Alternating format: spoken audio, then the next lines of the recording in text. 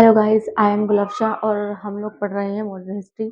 आज का हमारा टॉपिक 11 है, लखनऊ पैक्ट ऑफ 1916।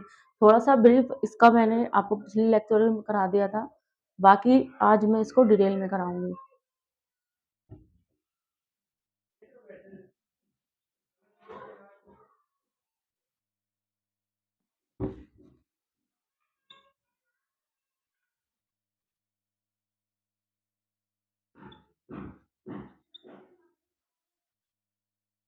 1916 है। तो क्या था ये pact? The pact was sign between Congress and Muslim. ये जो पैक्ट था, ये दो जो पार्टी थी, मुस्लिम एंड जो कांग्रेस था, उसके बीच में साइन हुई थी। In this pact both Congress and Muslim League agreed to for self government in India. इस पैक्ट में जो मुस्लिम लीग एंड कांग्रेस दोनों ही एग्री हुई थी सेल्फ गवर्नमेंट के लिए इंडिया के अंदर।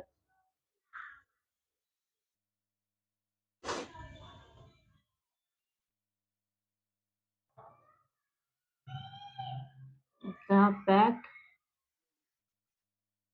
Was sign between Congress and Muslim in this fact both Muslim and Congress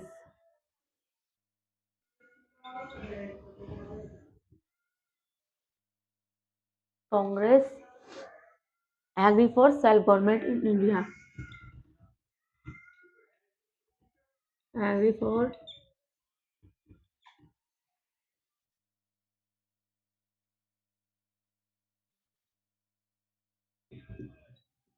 self government के लिए तैयार हो गए थे बहुत। This pact between Congress and Muslim League talked about separation of judiciary. जो पैक्ट था ना, जो मुस्लिम लीग और कांग्रेस के बीच साइन हुआ था, ये बात करता था सेपरेट जुडिशरी की एंड एग्जीक्यूटिव की। In this they talked about abolishing the Indian council. इसमें ये लोग इंडियन काउंसिल को अबॉलिश करने के ऊपर भी बात करते थे। Salaries of secretary of state, जो सैलरी थी ना सेक्रेटरी ऑफ स्टेट की इंडिया के अंदर, to be paid from British, वो ब्रिटिश पेड करेंगे, ब्रिटिश के फंड से पे होगा, नॉट फ्रॉम इंडियन फंड्स। ठीक है। 1/3 of representation is to be given to Muslim in central government। 1/3 representation जो है मुस्लिम लीग को दी जाएगी सेंट्रल गवर्नमेंट के अंदर। This separate electorate for all the communities until joint electorate. Separate electorate होगा all communities के लिए एक जॉइंट इलेक्टोरेट के अंदर। Demand is accepted by all, और इस डिमांड को सभी ने एक्सेप्ट किया था। The member of the legislative council, जो मेंबर थे ना लेजिस्लेटिव काउंसिल के, will have the right to elect president. उनको राइट था प्रेसिडेंट को इलेक्ट करने का। ठीक है। इसका रिजल्ट क्या निकला? The Lucknow pact gave an impression of Hindu Muslim unity. जो मुस्लिम ये था लखनऊ पैक्ट, इसने हिंदी मुस्लिम यूनिटी का एक अच्छा इम्प्रेशन छोड़ा, but it was only an impression.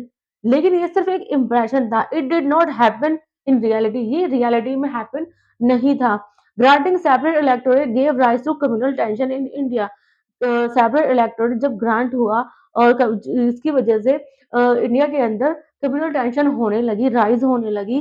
Bye signing the Indian National Congress also accepted there are two separate electorate. जब इंडियन नेशनल कांग्रेस ने ये साइन किया था, उसमें दो सेपरेट इलेक्टोरेट कम्युनिटीज की बात हुई थी इंडिया के अंदर, that is Hindu and Muslim, and they have their own interest, और उनका अपना एक अलग इंटरेस्ट भी था। ठीक है। इसके बाद आया अगस्त declaration 1917।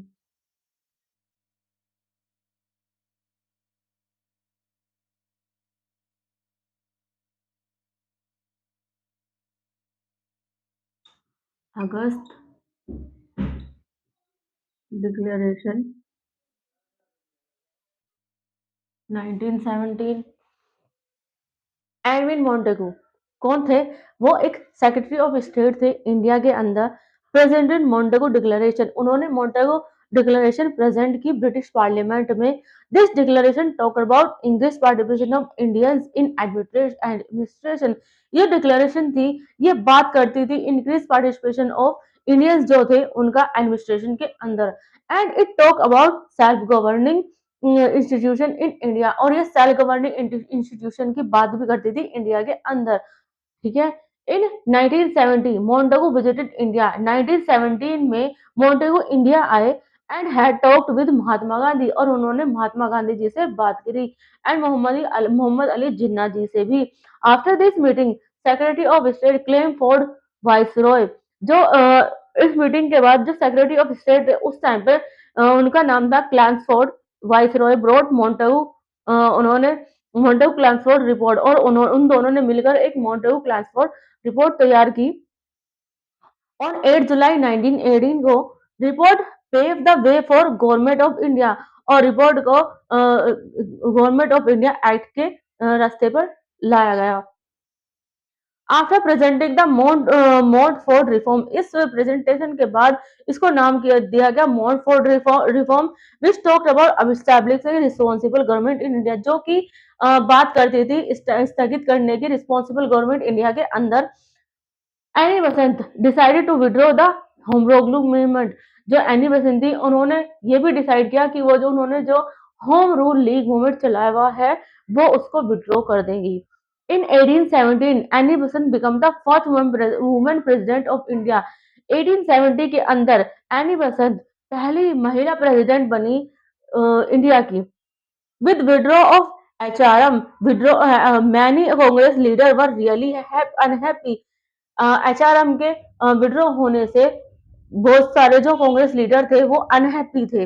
They even question the leadership Annie Besant, और वो क्वेश्चन करने लगे थे एनी बेसेंट की लीडरशिप पर। लीडर्स लाइक बिपिन चंद्रपाल, जैसे कि बिपिन चंद्रपाल, सुरेंद्र नाथ बनर्जी रिजाइन फ्रॉम कांग्रेस, इन्होंने रिजाइन कर दिया था कांग्रेस से, and establish a new political party, इन्होंने एक नई पॉलिटिकल पार्टी बनाई जिसका नाम था Indian liberation federation, Indian Indian liberal federation, जिसको बनाया बिपिन चंद्रपाल और सुरेंद्रनाथ बैनर्जी ने।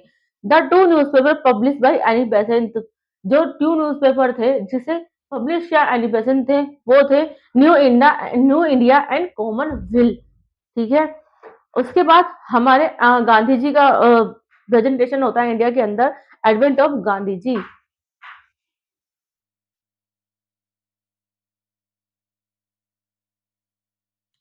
Advent of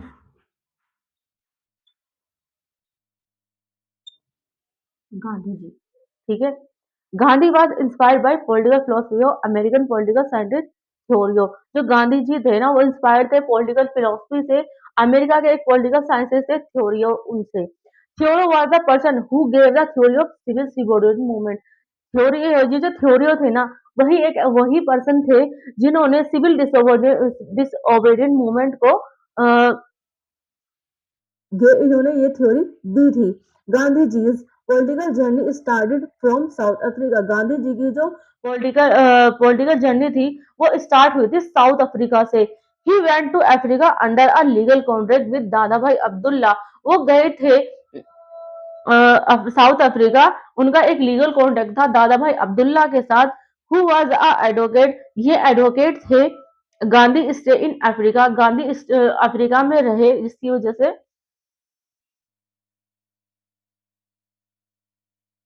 he stay in Africa 20 years, ये 20 साल तक अफ्रीका में रहे। But the contact with Dada Bhai Abdullah was for 1 year, लेकिन जो कॉन्टैक्ट था ना दादा भाई अब्दुल्ला के साथ वो सिर्फ एक ही साल का था।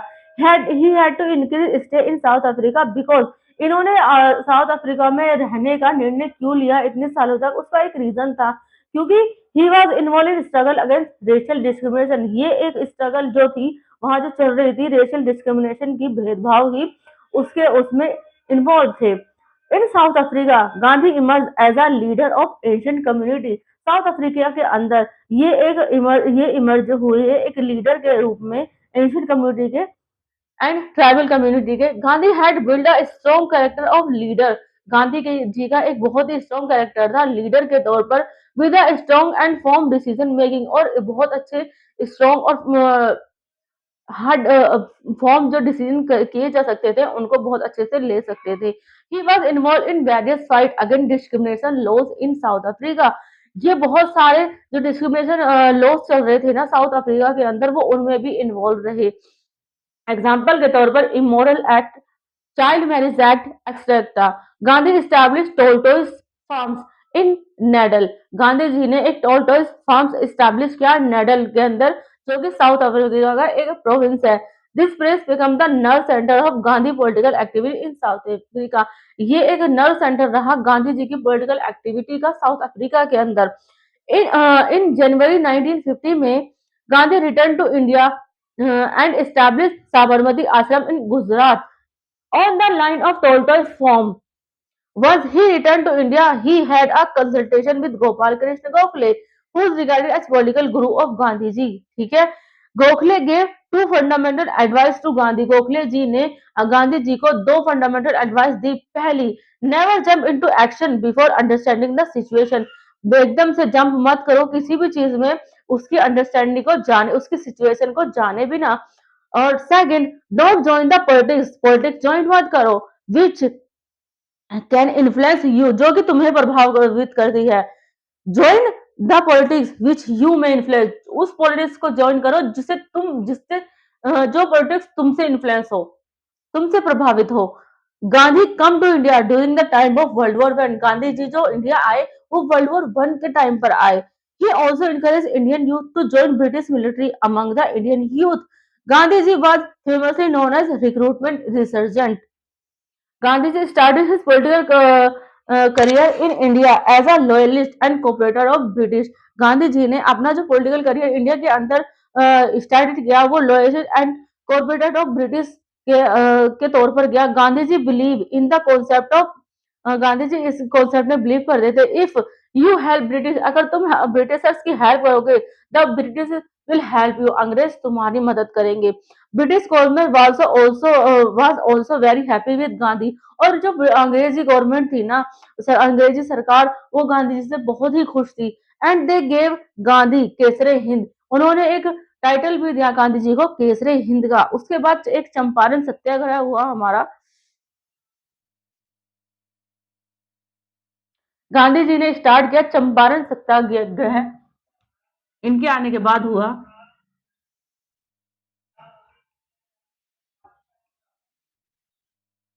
सत्याग्रह 1970 में हुआ ये क्या था? महात्मा गांधी गांधी बस आस्क्ड बाय राजकुमार शुक्ला। महात्मा गांधी ने बात की राजकुमार शुक्ला से टू विजिट चंपारण डिस्ट्रिक्ट को बिहार जाने के लिए। चंपारण डिस्ट्रिक्ट जो कि बिहार में है, वहां Gandhi ji went to Champaran along with leaders of Congress unit of Bihar. और गांधी जी वहां गए भी कांग्रेस के जो लीडर्स थे उनके साथ बिहार में। फॉर एग्जाम्पल जैसे कि ब्रज किशोर प्रसाद ये गए थे, राजेंद्र प्रसाद, जेबी कृपलानी एंड मजहरुल हक, ये लोग गांधी जी के साथ गए थे। In Champaran farmer were force to grow indigo. Champaran के अंदर फार्मर्स को फोर्स किया जा रहा था, फोर्स किया जा रहा था इंडिगो ग्रो करने के लिए अंडर तीन कटिया सिस्टम। दैट इज, तीन कटिया सिस्टम का मतलब है 320 part of land was reserve for Indigo cultivation. Reserve होगा 320 पार्ट, रिजर्व होगा इंडिगो की खेती के लिए। Land under indigo cultivation was charge with extra land revenue. जो लैंड इंडिगो की खेती के लिए यूज किया जाएगा उसमें एक्स्ट्रा लैंड रेवेन्यू चार्ज होगा। नोन एज सरदेसी, जिसको कहा गया सरदेसी। Farmers were not happy with this, और फार्मर इस चीज से खुश नहीं थे। Because indigo was not given them much profit, क्योंकि इंडिगो से उन्हें बहुत ज्यादा प्रॉफिट नहीं होता था। Because artificial dies were discovered, क्योंकि आर्टिफिशियल डाइज जो थी ना वो ऑलरेडी आ चुकी थी मार्केट में। Gandhi ji arrive in Champaran and started satyagraha. Gandhi ji पहुंचे चंपारण और उन्होंने सत्याग्रह स्टार्टेड किया in order to study the this issue. और इस इशू को पढ़ने के बाद ब्रिटिश कंस्टिट्यूट एक कमेटी कॉल्ड एज, और ब्रिटिश ने एक कमेटी कॉन्स्टिट्यूट की जिसका नाम था indigo commission under the chairmanship of F G Sly. जो एसजी सलाई थे उनकी चेयरमैनसी के अंदर Gandhi also become the member of this committee, Gandhi ji भी इस कमेटी के मेंबर बने। Finally after the recommendation of this committee, इस आखिरकार इस कमेटी के रिकमेंडेशन के बाद सरदेसी वर टेकन बैक, सरदेसी टेकन बैक मतलब वापस ले ली गई। Finally British decided to take back सरदेसी, और ब्रिटिशर्स ने ये आखिरकार डिसाइड किया कि वो टेक बैक करेंगे सरदेशी को।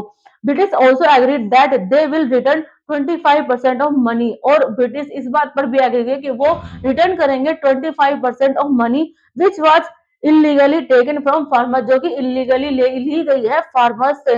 After this viceroys in Champaran Rabindranath Tagore, इसके बाद वाइसरॉय जो थी Champaran Rabindranath Tagore was title of Mahatma to Gandhi ji, उन्होंने महात्मा जी को महात्मा का टाइटल दिया गांधी जी को, रविंद्रनाथ टैगोर जी ने। उसके बाद एक हुआ अहमदाबाद मिल स्ट्राइक, ये भी इन्हीं के अंडर हुई।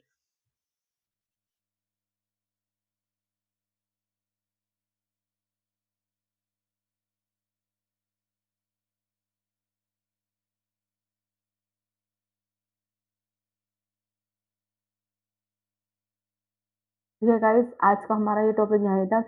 5th से लेकर 12th तक अगर आपको किसी भी सब्जेक्ट में कोई भी ट्यूशन पढ़ना हो, हमारे अकेडमी ऑल सब्जेक्ट ट्यूशन पढ़ाती है। हम एसएससी, सीजीएल, यूपीएससी, यूपीपीसीएस वगैरह की तैयारी भी कराते हैं। अगर आपको इनमें से किसी भी चीज़ में कोई भी इंटरेस्ट हो, आप एनी टाइम हमें कॉल कर सकते हैं। नीचे कैप्शन में हमारा नंबर दिया गया है। ज़्यादा से ज़्यादा लाइक करें, सब्सक्राइब करें, कमेंट करें। Thank you so much.